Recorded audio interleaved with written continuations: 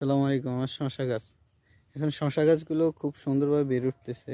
এক নতুন একটা সমস্যা সৃষ্টি হয়েছে। সমস্যাটা হচ্ছে পাখি শসাগুলো খেয়ে ফেলে, নিচের শসাগুলো খেয়ে ফেলে। দেখুন, একটা শসা এটা খেয়ে ফেলছে।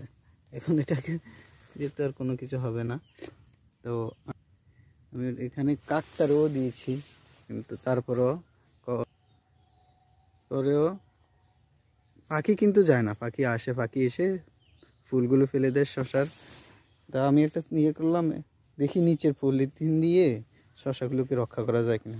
এই জন্য শসার উপরে উপরে একটু একটু পলিথিন দিয়ে দিচ্ছি, দেখি শসাগুলো থাকে কিনা। এভাবে যেখানে যেখানে শসা দিচ্ছি নিচ থেকে, এগুলো শসা দিয়ে এগুলোকে পলিথিন দিয়ে দিচ্ছি।